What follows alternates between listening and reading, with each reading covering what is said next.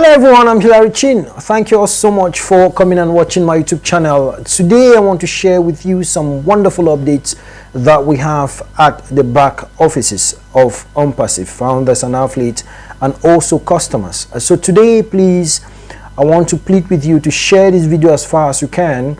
I just want to try my best to explain to you what some of these terms mean, and it's very important for us to take note. Now, when you look at a new pop-up at our back offices, I always advise, whatever you see at your back offices, don't panic, don't be anxious, okay? Just calm down and take time to do research, take time to follow most of our amazing leaders for them to give you more understanding. But today, I'll be talking about three things. The first one I'll be talking about is the Office of Foreign Asset Control, OFAC. And the second thing I'll be talking about is payment processor. And the third thing I'll be talking about is UPI payment. Okay? And to start with the Office of Foreign Asset Control, here on our back office it says card transactions with countries restricted. Countries restricted. So it is because of that term restricted that I'll be talking about this. And then also payment processor. I'll be talking about that to emphasize on that, and also to try to give us a kind of understanding why OnPassive is taking its time. Okay, and then also UPI payment is on the way. This is for Indians. This is for our Indian brothers and sisters. Okay, now the UPI which I'll be talking about in a moment is just like mobile money within Cameroon. Okay, it is their own local way of doing transactions, and they have their own app that they use to do transaction between banks, between person to person, etc. Okay, so that is not for you, dear brothers and sisters in Africa and other parts of the world. So here now I want to start with the Office of Foreign Asset Control. First of all, you will be asking a lot of questions. That is your country part of it? Permit me, I'm not going to be calling names of countries who are part of it. This is sensitive, and also it's also important for our business. When we communicate, we are always careful what we say, because they might use it against our organization, or sorry, against our company, OnPassive. Okay, so of course, to give you understanding, the Office of Foreign Asset Control, OFAC, is part of the U.S. Department of Treasury. Okay, it administers and enforces economic and trade sanctions based on the U.S. foreign policy and national security goals. Okay, its mission includes targeting foreign countries, regimes, terrorists, international narcotics traffickers, okay, and those involved in weapon proliferation. Okay, and OFAC also manages various sanctions programs using asset blocking, trade restrictions to achieve policy objectives. Notably, it plays a crucial role in safeguarding U.S. national security and foreign policy interests. Now, some of the reasons you might want to know why OFAC does what it does. Threat to security. Okay, OFAC targets countries that pose threat to United States or international stability. Okay, sanction restricts certain transactions with these countries, preventing the flow of funds and resources to activities that could harm security interests. Now, when you look at the way OFAC works, countries that they think that they are promoting terrorism, etc., one of the ways to limit those activities is to stop funds from going to those countries. That is why you saw OnPassive revealing that to us, that there are countries that have such restrictions, and is beyond OnPassive's power. Remember that OnPassive is a very, very important company, and it's a very, very, very honest and open company. So what they are doing is they are taking their time. They are not rushing to do things. Now some of you see why OnPassive is taking its time. These are some of the reasons. Okay, that's why I'm taking my time to explain to you. So I said previously that there are so many things that OnPassive cannot share with all of us. Okay, so these are some of them coming up one after the other, one after the other. So just this alone, it didn't just happen 2 days, 3 days. Okay, so OnPassive has to take time, look at those countries that are within the legal framework of transaction. Okay, because remember, OnPassive is targeting the whole world. So there are so many details that they have to take their time, look at it. They have legal team, they have other team that are looking at it and asking a lot of questions. So like I said, OnPassive is not about your back office, your 1 account or 100 account or 200 account.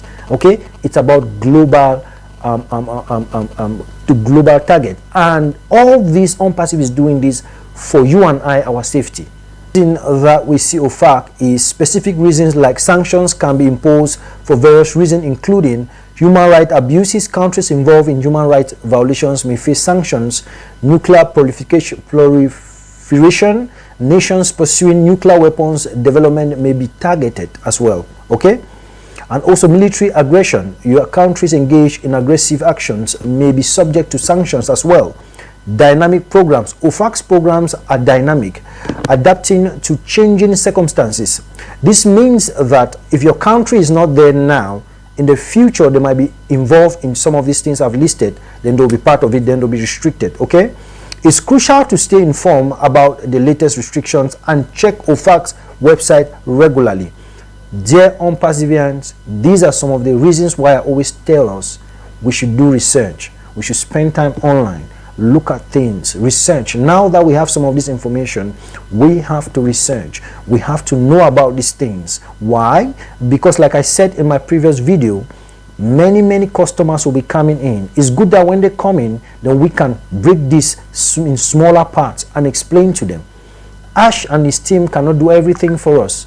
Okay, so these are some of the things I'm encouraging that we have to go about, do research, understand these things. Like I said, I will not be saying the countries that are involved are not or not, but I want to let you know that this is real. OFAC is real. There are countries that have been restricted, okay, where funds cannot go in, funds cannot come out. This is one of the ways that they want to do to reduce whatever actions they are taking that is affecting or disturbing the peace of the world. Take note of that. Remember that economy is power. Okay, that is why many people are fighting OnPassive. They know the level of power that we are coming with. So please pay attention. The next thing I want us to look at here is the processor, payment processor. Now the question is, what is payment processor? Now I'll just be reading from my machine here. Okay, a payment processor is a company or service that facilitates electronic transactions, okay, such as payments made with credit cards, debit cards, and digital wallets, okay, between businesses and their customers. Okay, these processors enable businesses to accept various forms of payments securely and quickly, ensuring the smooth transfer of funds from the customer's account to the business's account. Now here is an overview of their primary functions. Okay, the first function of a payment processor is transaction facilitation. Now when a customer makes a purchase, the payment processor service receives the transaction details and securely transmits this information to the appropriate parties, including the issuing bank or the customer's bank, and acquiring bank or the business bank via the card network. Okay, it means the processor's own work is to take your information. For instance, if you want to buy product with OnPassive and you want to connect your bank and the payment end that OnPassive provides, okay, like the option we have now, the payment processor is in the middle. It takes your information, checks if your money is enough in your bank account to do this purchase, and then also checks if the other third party is genuine. So that's the payment processor. And you see that is not a joke. It's a whole lot of work. Okay, it's a whole lot of work. I just want you to think, I just want you to sit and imagine and just reflect on this. It's a whole lot of work, guys. The next thing that it does is authorization and authentication. Now the payment processor requests authorization from the issuing bank to ensure the customer has sufficient funds or credit available. Okay, it also verifies the customer's identity and the validity of the payment method to minimize fraud and unauthorized transactions. That is the work of the payment processor. So when you hear that our payment processor is live, these are some of the things that are being done at the back. That is why it's not a rush thing. It's not something they rush.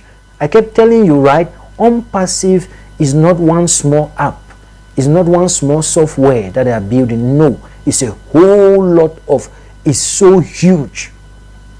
It's so huge, guys. It's so huge. It's so huge. It's bigger than anything you can think. On passive, it's so huge. Okay. And then the last thing is encryption and security. Now, to protect sensitive financial data, payment processors use encryption and tokenization, okay, to securely transmit transaction data between the customer, business, and the bank. So all these put in place by OnPassive. There's a lot of work to be done. You saw that for the three reasons or three options that I gave now. You see that one thing that is very key that I want you to take note is security. Okay, is security. And this is why we need to do a whole lot of work on the background before it comes out.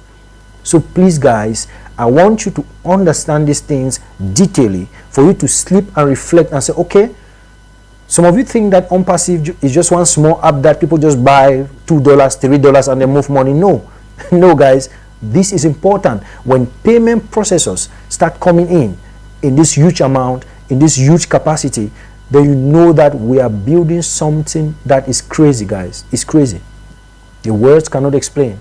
For my brothers and sisters in India, I know you might be asking and wondering UPI, what it means. It helps to facilitate interbank, peer-to-peer, and also person-to-merchant transactions. It allows users to instantly transfer funds between bank accounts using their smartphones. Okay, it's just like what we have in Cameroon, mobile money within our local networks, where I can send money from my phone to another person's phone, or I can remove money from my bank account and send to someone. That's just how it works. And then how it works now is a mobile base. UPI operates through mobile devices. To use UPI, your mobile number must be registered with your bank account. Okay, it's the same thing with mobile money within Cameroon. Okay, so UPI ID, you can transfer money using the recipient UPI ID, which acts like a digital address for your bank account. Okay, for their bank account. Yeah, open source. UPI runs as an open source application programming interface. Okay, API on top of the immediate payment service. Okay, regulation. The Reserve Bank of India, okay, regulates UPI. So now this is what caught my attention. You can see how far OnPassive goes to protect its customers. And like I said, there's a whole lot that is building at the back. There's a whole lot of roots that is going down. Roots are going down. Roots are going down. We saw the amazing stuff that happened previously when I shared. We now have our own domain name. Okay, that is, I already shared that. But today you see the other opportunities that we have. A whole lot. I always tell people, these are some of the things that needs to make you know that you are in the right company. It's not money, guys. It's not commission. These are some of the things that need to make you know you have to sleep and rest. Okay, but I'll be coming again after this video. I'll be coming again to encourage parents and tell you the position of your children in OnPassive. Okay, your children have already technicians, tech IT specialists. They are already IT specialists. If you know how to strategize, if you know how to think rightly, your mind is the key. Your mind is the key, because if you don't think rightly, you are not going to act rightly. I repeat, I'll be coming again with another video to tell you how your children have already positioned themselves in the next 10 years and 20 years, especially in the AI business, just by you having an account. Okay, and I want to say it again, if you are in OnPassive, it's not for you. My account in OnPassive is for my children that are unborn. Okay, it's not for me. What I'm doing now is for me, but my account is for my children. Get this straight. Those who have ears, let them hear. See you guys. I'll post another video that will be emphasizing on that. Stay blessed.